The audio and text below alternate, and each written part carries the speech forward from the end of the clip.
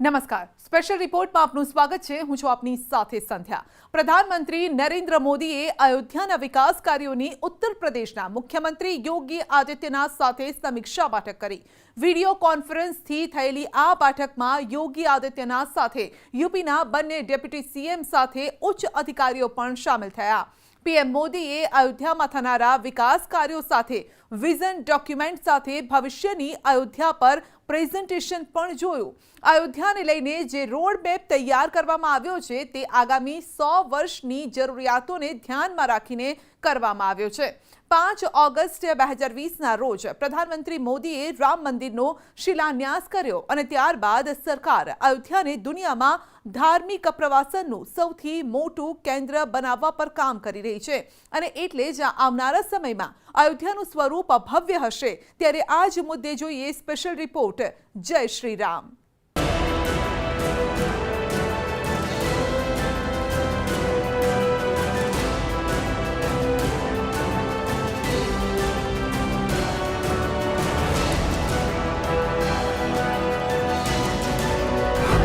अयोध्या पर पीएम मोदीની સમીક્ષા બેઠક.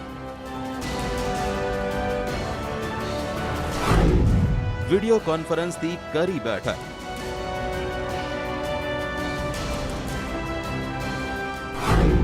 યોગી આદિત્યનાથ પણ રહ્યા હાજર.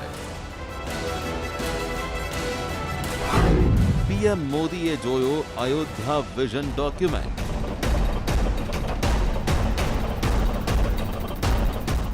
અયોધ્યા એટલે જેને હરાવી ન શકાય. અયોધ્યા એટલે મર્યાદા પુરુષોત્તમ ભગવાન રામનું નગર. અયોધ્યા એટલે ભારતની આધ્યાત્મિક કર્મભૂમિ. શનિવારે પ્રધાનમંત્રીએ અયોધ્યાના વિકાસ મોડલના રોડમેપ એટલે કે અયોધ્યાના વિઝન ડોક્યુમેન્ટ પર એક મહત્વપૂર્ણ બેઠક કરી. લગભગ 1.5 કલાક ચાલેલી આ બેઠકમાં પીએમ મોદીએ અયોધ્યાના વિકાસ કાર્યોની સમીક્ષા કરી. વિડિયો કોન્ફરન્સિંગથી થયેલી આ બેઠકમાં ઉત્તર પ્રદેશના મુખ્યમંત્રી યોગી આદિત્યનાથ, બંને ડેપ્યુટી મુખ્યમંત્રી કેશવ પ્રસાદ મૌર્ય અને દિનેશ શર્મા સહિત ઉચ્ચ અધિકારીઓ હાજર રહ્યા. તે ઉપરાંત ઉત્તર પ્રદેશના નાણામંત્રી સુરેશ ખન્ના, નગર વિકાસ મંત્રી આશુતોષ ટંડન, પ્રવાસન મંત્રી નીલકંઠ તિવારી, સિંચાઈ મંત્રી મહેન્દ્રસિંહ, અયોધ્યા વિકાસ ડેવલપમેન્ટના ઉપાધ્યક્ષ વિશાલસિંહ પણ આ બેઠકમાં સામેલ થયા. આ વર્ચ્યુઅલ મીટિંગ દરમિયાન પીએમ મોદીએ આ પ્રોજેક્ટનું ડિજિટલ મોડલ બતાવવામાં આવ્યું.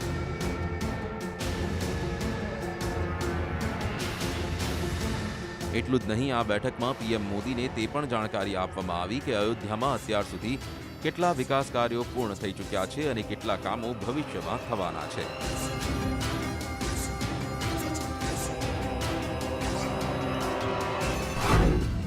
અયોધ્યામાં 1200 એકરમાં વૈદિક સિટી બનવાની તૈયારી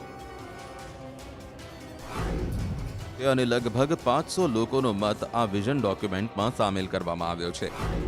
અયોધ્યાના વિકાસ માટે વિઝન ડોક્યુમેન્ટ હેઠળ જે રોડમેપ તૈયાર કરવામાં આવ્યો છે તે આગામી 100 વર્ષની જરૂરિયાતો મુજબ તૈયાર કરવામાં આવ્યો છે. ભવિષ્યની અયોધ્યા માટે ઉત્તર પ્રદેશ ડેવલપમેન્ટ ઓથોરિટીએ 20,000 કરોડ રૂપિયાના પ્રોજેક્ટ તૈયાર કરવામાં આવ્યા છે. ઉત્તર પ્રદેશમાં સરકારનો ઉદ્દેશ અયોધ્યાનું આધુનિકીકરણ કરવાનો જ નથી, પણ તેનો પ્રયાસ છે કે અયોધ્યાનું પુરાતન સ્વરૂપ પણ જળવાઈ રહે. માટે આ વાતને ધ્યાનમાં રાખીને જ ભવિષ્યની અયોધ્યાનો ડેવલપમેન્ટ પ્લાન તૈયાર કરવામાં આવી રહ્યો છે. અયોધ્યા પર ઉત્તર પ્રદેશ સરકારનું પ્રેઝન્ટેશન જોયા બાદ મોદીએ કહ્યું કે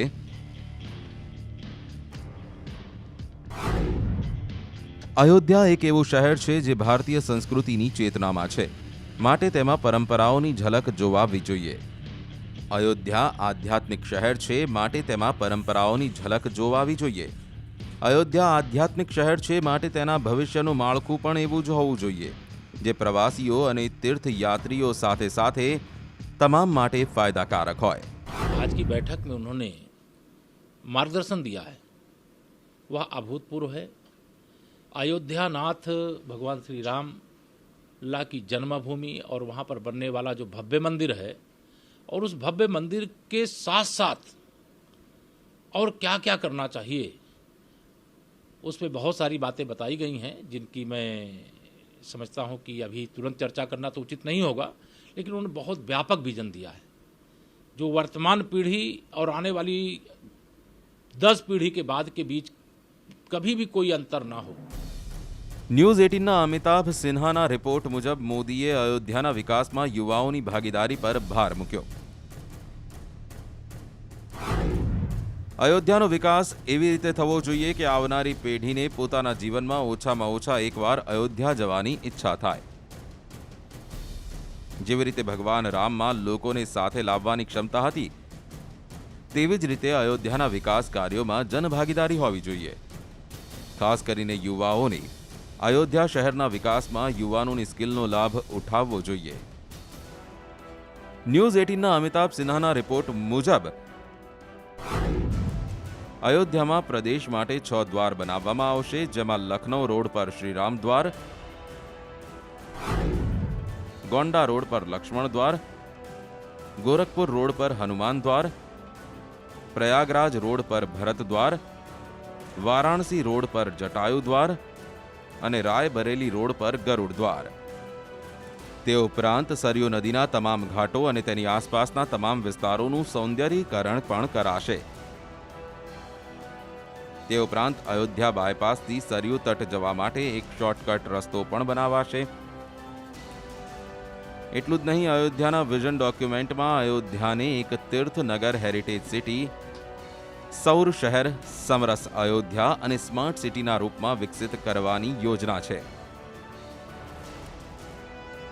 અયોધ્યા વિઝન ડોક્યુમેન્ટ મુજબ ભવિષ્યની અયોધ્યાના નિર્માણ દરમિયાન અને ત્યારબાદ અહીં 4 લાખથી વધુ પ્રત્યક્ષ અને 8 લાખ અપ્રત્યક્ષ રોજગારી મળવાની આશા છે. अयोध्या हमेशा से भारत की आध्यात्मिक नगरी रही है और बल्कि मैं कहूं तो यह आध्यात्मिक केंद्र रहा है. और निश्चित तौर पर जो हमारी वहां की सरकार से चर्चाएं हुई हैं और जो योजना हमारी हैं, उन सबको मिलकर अयोध्या एक अद्वितीय आध्यात्मिक केंद्र के रूप में विकसित होने वाला है, आध्यात्मिक राजधानी बनने वाला है. अयोध्या तो एक मोहब्बत का शहर है और जो वहाँ पर राम जी की भूमि जन्मभूमि है, तो हर व्यक्ति अयोध्या से मोहब्बत करता है. इसलिए जब अयोध्या पर फैसला आया था सुप्रीम कोर्ट का, तो सबने उसको स्वीकार किया था और वहाँ भव्य राम मंदिर बन रहा है. हर भारतीय के मन में बहुत उल्लास है. 5 अगस्त 2020 को प्रधानमंत्री नरेंद्र मोदी के राम मंदिर शिलान्यास के बाद से ही उत्तर प्रदेश के मुख्यमंत्री योगी आदित्यनाथ की अगुवाई में उत्तर प्रदेश की सरकार अयोध्या को दुनिया के सबसे बड़े धार्मिक पर्यटन केंद्र में बदलने के लिए काम में जुटी हुई है. यानी कहा जा सकता है कि आने वाले सालों में अयोध्या का स्वरूप भव्य होगा और उत्तर प्रदेश के मुख्यमंत्री योगी आदित्यनाथ अयोध्या को नई पहचान दिलाने की कोई कोर कसर नहीं छोड़ रहे हैं. મુખ્યમંત્રી યોગી આદિત્યનાથના નેતૃત્વવાળી यूपी સરકારે પહેલા જ જાહેરાત કરી દીધી છે કે રાજ્ય સરકાર હવાઈ, ટ્રેન અને રસ્તાઓના માધ્યમથી શહેરની કનેક્ટિવિટીને સરળ બનાવવા પગલાં ભરી રહી છે. આંતરરાષ્ટ્રીય એરપોર્ટ બનશે. ભવ્ય રેલવે સ્ટેશનની તૈયારી. અયોધ્યા ધામ માટે બાયપાસ. રાયબરેલીથી અયોધ્યા સુધી 4 લેનનો રસ્તો. આધુનિક સીવેજ ટ્રીટમેન્ટ પ્લાન્ટની તૈયારી. દશરથ મહેલ સત્સંગ ભવન બની રહ્યું છે. યાત્રી સહાયતા કેન્દ્ર, રેન બસેરા બની રહ્યું છે.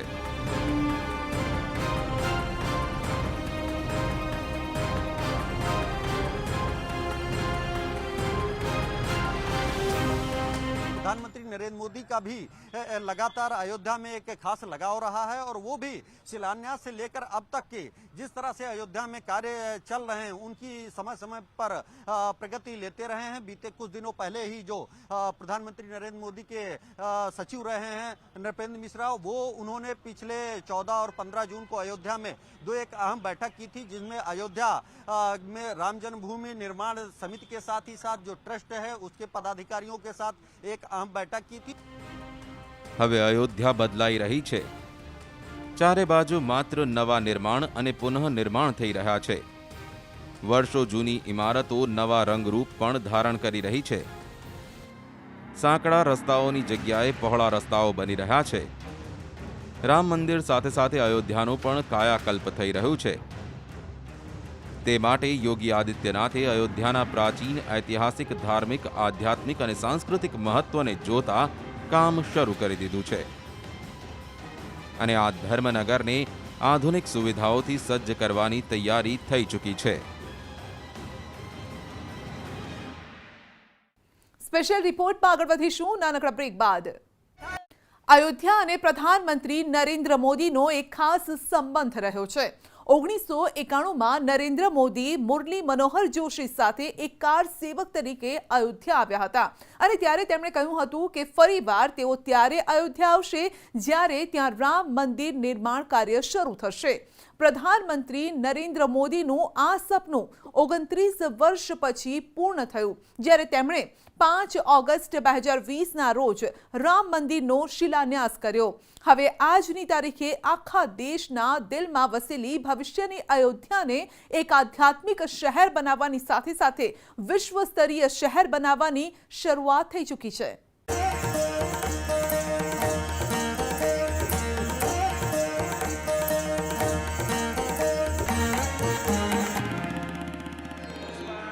ઓગસ્ટ 2020માં જેવી પ્રધાનમંત્રી નરેન્દ્ર મોદીએ મંત્રોચ્ચાર વચ્ચે ભવ્ય રામ મંદિરનો પાયો નાખ્યો, આખો દેશ જશ્નમાં ડૂબી ગયો.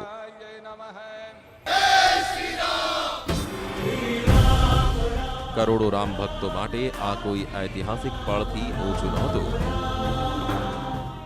સાધુ સંતો માટે પણ તેમના જીવનની આ ધન્ય ઘડી હતી, કેમ કે 500 વર્ષો પછી તાડપત્રી અને ટેન્ટમાં રહ્યા બાદ પ્રભુ શ્રીરામ અયોધ્યામાં બિરાજમાન થઈ રહ્યા હતા. રામના ધામમાં ભૂમિપૂજનની ભવ્ય તૈયારીઓ વચ્ચે ક્યાંક ભજન કીર્તન ચાલી રહ્યા હતા તો ક્યાંક લોકો ખુશીથી ઝૂમી રહ્યા હતા.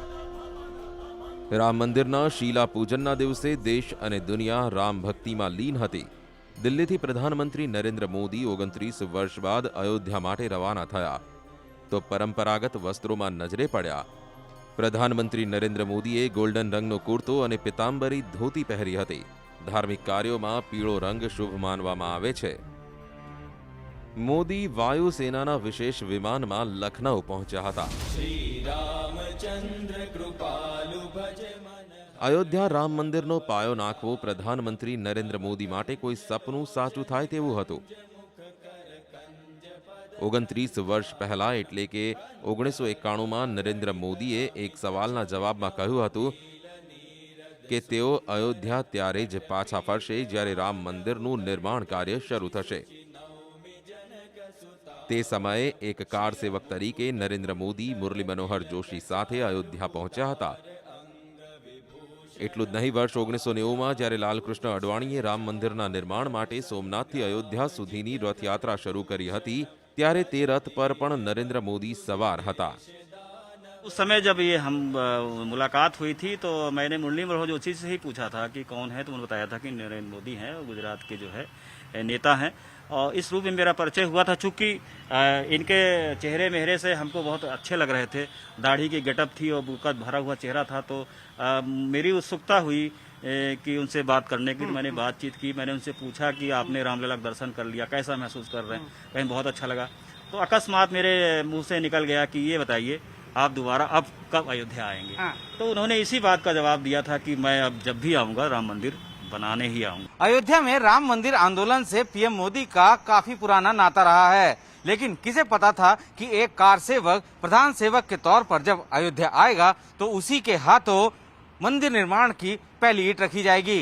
जब पीएम मोदी ने मंदिर का शिलान्यास किया था तो उस वक्त भारत के साथ साथ खुद उनका भी 29 साल का वनवास खत्म हो गया था. હાલમાં પ્રધાનમંત્રી નરેન્દ્ર મોદીની આગેવાનીમાં અયોધ્યાને વિશ્વ સ્તરનું શહેર બનાવવાની તૈયારી થઈ રહી છે. અયોધ્યાને ઐતિહાસિક શહેરનું રૂપ આપવાના કામની શરૂઆત થઈ ચૂકી છે. અયોધ્યાને આધુનિક ધર્મનગરી બનાવવાની તૈયારી પણ પૂરી થઈ ચૂકી છે. એટલે અયોધ્યાનું પ્રાચીન ગૌરવ ફરી એકવાર દેશ સાથે સાથે આખી દુનિયા જોશે. પ્રદેશ સરકાર મુજબ આવનારા સમયમાં અયોધ્યાનું સૌંદર્યીકરણ જોયા બાદ વિશ્વમાં અયોધ્યાનું નામ ગુંજશે। मुख्यमंत्री लगातार अयोध्या के विकास को लेकर जो परियोजनाएं चलाई जाती हैं वो नियमित तौर पर वो खुद समीक्षा करते हैं और इस बात को सुनिश्चित करते हैं कि अगर किसी भी तरह की किसी भी डिपार्टमेंट में कोऑर्डिनेशन की कमी है, कहीं पैसे की कमी है या प्लानिंग में कमी है तो उसको तत्काल दूर करके जो लक्ष्य है 2024 तक राम मंदिर निर्माण के साथ अयोध्या के भव्य निर्माण का, उसमें चाहे अंतर्राष्ट्रीय स्तर का एयरपोर्ट हो, अंतर्राष्ट्रीय स्तर की सड़कें हो, इन तमाम चीजों को पूरा करने के लिए लगातार योगी सरकार द्वारा प्रयास किया जा रहा है। અયોધ્યાના સૌંદર્યકરણનું સૌથી મોટું પાસું છે રામ મંદિર અને શિલ્પકલાથી તેમના જીવનનું વર્ણન। 1997માં વિશ્વ હિન્દુ પરિષદના રાષ્ટ્રીય અધ્યક્ષ અશોક સિંઘલે મૂર્તિકાર રંજીત મંડલનો સંપર્ક કર્યો હતો।